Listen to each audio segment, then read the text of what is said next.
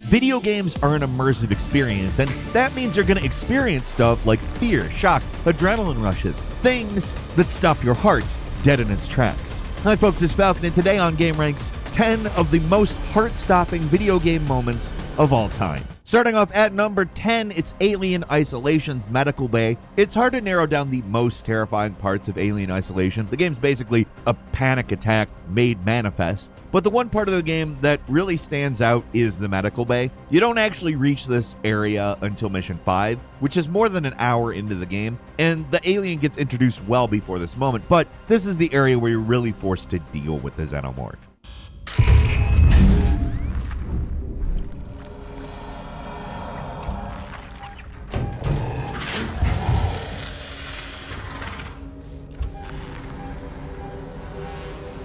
It's not just those scripted moments and little sounds in those sort of linear sections. Now the game just throws you into a large area, gives you an objective, and the alien shows up basically whenever it feels like it. This is where the horrifying power of the alien becomes obvious. This thing can pop up anywhere. It spots you almost instantly, and it's a relentless hunter. Also, unlike later parts of the game, you have no real defenses against it. Most of the time in horror games, getting killed takes a lot of tension out of a scary segment, but not here. You're going to die a lot in this area, and it's never not scary, and it's partly because of the whole way this guy's AI works. You can't really know when it's going to happen, so if anything, getting killed actually just makes it worse.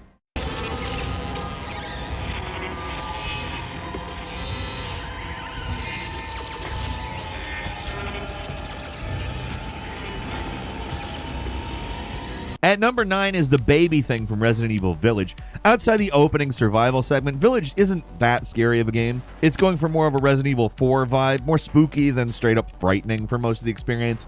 That's what makes that stupid baby so damn scary. When you go into the dollhouse, the game suddenly stops being a Resident Evil game for a little while and becomes like Silent Hill or something. It's jarring. The buildup is what makes the appearance of this thing so effective, too. You're slowly going through this dark basement, dark hallway, and suddenly...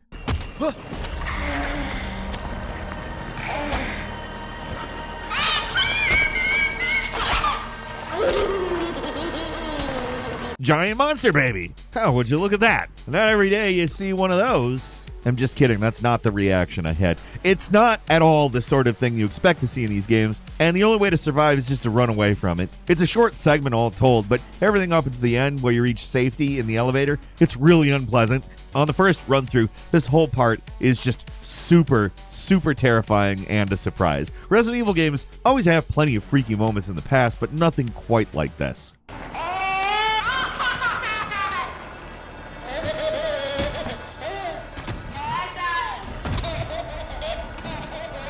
Moving on to number 8, it's the Leviathans in Subnautica. What makes this game such a unique horror experience is that technically it's not a horror game, it's a survival game. It doesn't really try to be scary, per se. It doesn't need to. The terror is built into the entire premise of the game. You're stranded on an ocean planet, so you're going to be spending a ton of time underwater, which the danger of drowning, always in the back of your mind, and you're not even really underwater. It's a game. It's tense, though.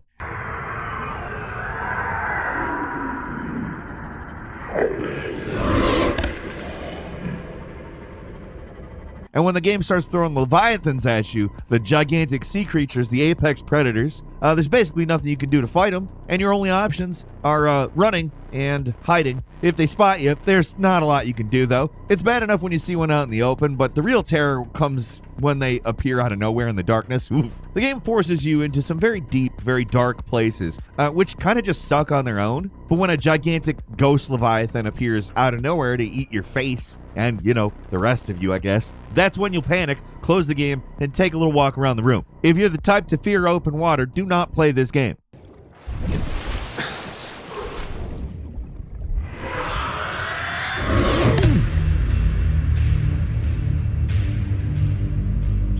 And number 7 is BioShock, the Dentist. And speaking of water, the original BioShock isn't really thought of much as a horror game these days, but its atmosphere and world building are still second to none. The early parts of the game lean into the horror of the situation a little bit more, especially the medical pavilion. This place is a lock for creepy game locations. It's got medical equipment. It's full of crazy people that are at least a little mutated. It's basically a horror staple and a perfect introduction into the deranged world of the underwater city of Rapture. It's an all-around spooky place, but the most memorable moment is when you get to the dental wing of the complex. While exploring, you can find a gene tonic lying around, and when you pick it up, a crazed doctor splicer jumps you from behind.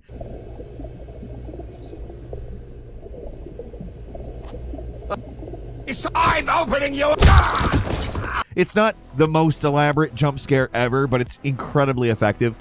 One of the most memorable from that era, and it's hardly the only scare in the place. It just sticks with me, for that matter, the most.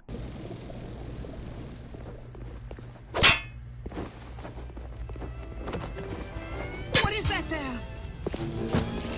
Moving on to number 6 is A Little Pig from Outlast, a game that wastes no time making it clear just how screwed you are. The game gives you a few minutes to build up some tension while you explore the seemingly abandoned mental institution, but things go awry pretty quickly. They time it out perfectly. They give you just enough time for it to get really tense before they freak you out with a hanging body.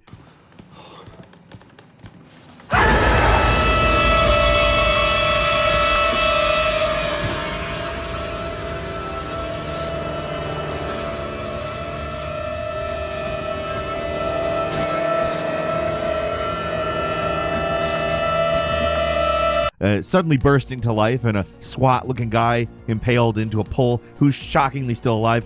After experiencing some stuff, you might think the game's going to give you a break and take a few minutes before something else happens, but no! You get jumped out of nowhere while you're crawling through a narrow gap by this big bastard who calls you Little Pig and throws you through a window.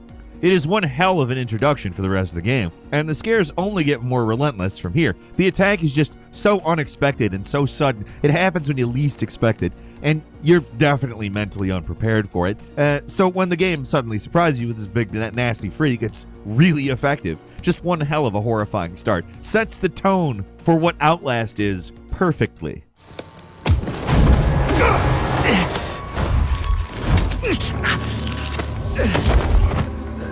I'm sorry, my son.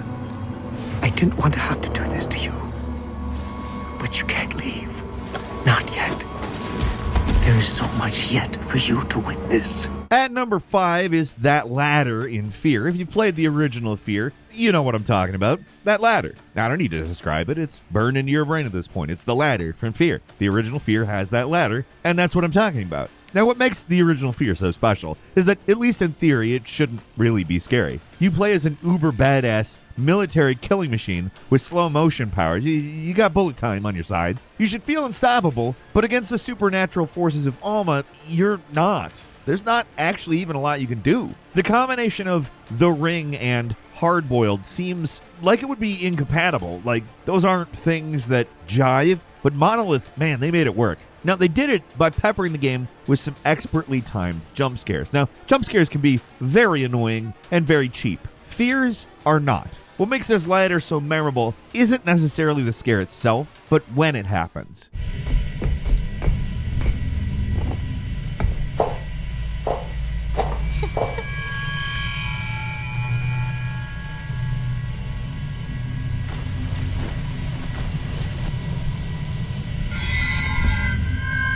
Deserve to die.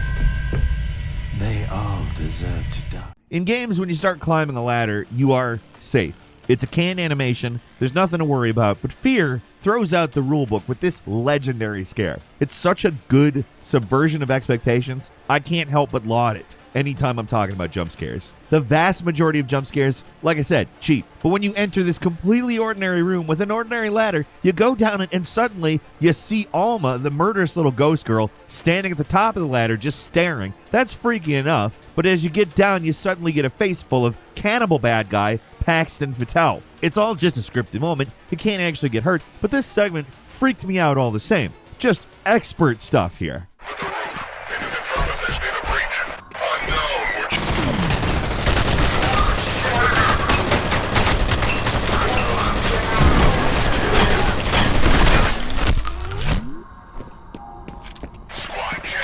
Moving on to number 4, it is Stalker's Bloodsucker. In Stalker, there's 2 enemies you will truly learn to fear. There's the Controller, which is a bizarre monster with an attack that makes you jump out of your pants the first time it hits you with it, and the Bloodsuckers, which aren't quite so gimmicky, but they make you up for it by being absolutely frickin' terrifying. These vicious beasts are the death claws of the Stalker universe. They're tough, they're vicious, but worst of all, they can turn invisible. They are an all-around nightmare to deal with. You never quite know if one is stalking around, but the game is, of course, called Stalker, so it's likely that it's going to happen soon, at very least. Watch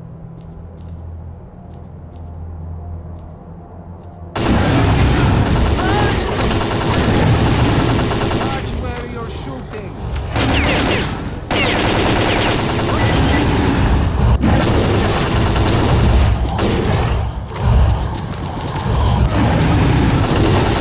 When you do see one, it's usually a second before you drop dead. The only way to fight these things is to be cautious as hell, and even then, it can feel like a coin flip whether you're going to die or not. It's not like they're completely impossible. These things do have their weaknesses, but man, those first few times you encounter them are some of the most frightening moments in the Stalker games, and take it from me, that's saying something.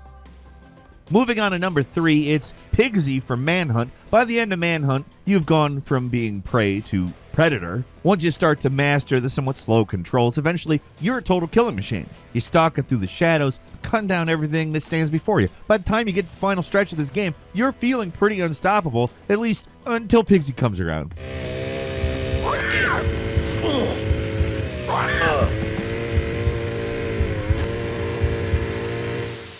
The entire game teases this guy, but he still feels like he comes out of nowhere, stabbing through elevator doors with that freaking chainsaw. All your weapons are lost, and now you're being hunted by a gibbering naked lunatic wearing a bloody pig head.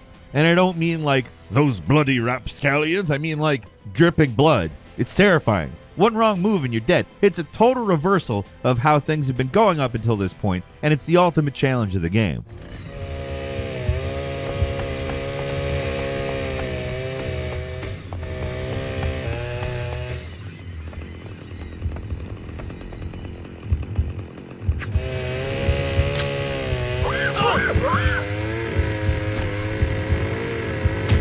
At number 2, it's Dead Space 2, The Return to the Ishimura. Pound for pound, the scariest moment in the entire Dead Space series is when you gotta go back to the Ishimura in Dead Space 2. It's kind of a nostalgia trip as well as a masterclass in building tension as the game follows you entering the ship, and it seems like you're gonna get attacked, but it doesn't happen. It's honestly insane how well this works.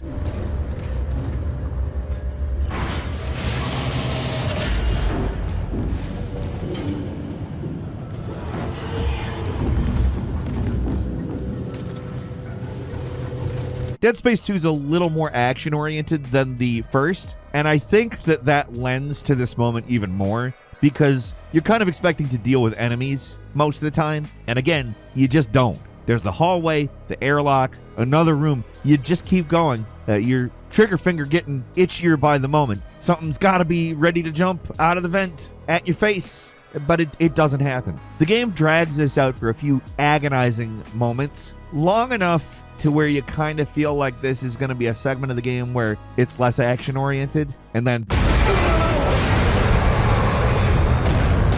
bam! Drops a ton of bricks on you. Largest swarm of enemies yet. Once the necromorphs start attacking, it is relentless. It feels endless. It's overwhelming. It's nerve-wracking. It's just an all-around perfectly paced sequence to maximize tension. There's no gimmicks, no cinematics, no crazy visual tricks, just a lot of tension followed by overwhelming terror.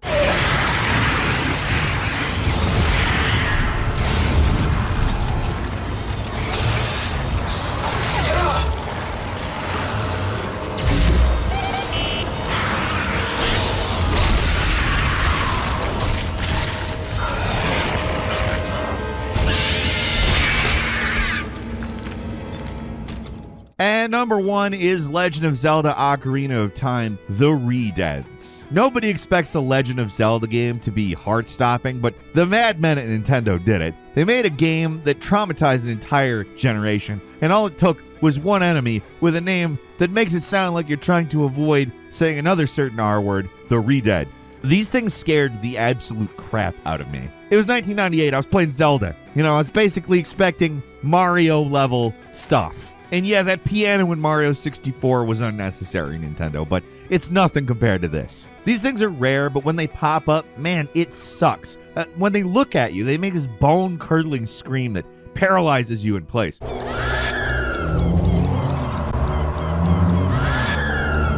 You can frantically mash buttons to escape, but if you're not fast enough, the creature wraps its arms and legs around you and squeezes Link to death.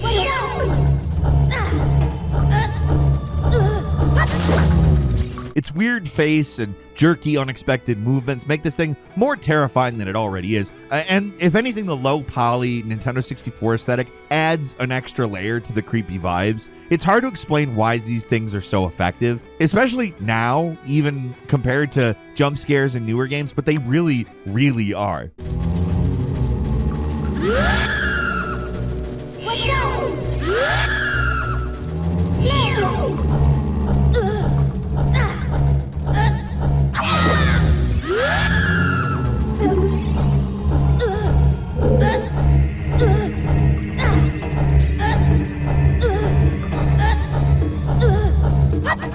It might not look like a lot in video where, it's devoid of all context, but trust me on this one, play this game now and they're still scary as hell. A really big part of that effectiveness is just how unexpected they are. Legend of Zelda is not a horror game at all, so you go in with a false sense of security that gets completely shattered the first time you encounter one of these things, and then it's like, all right, when are they gonna do that again?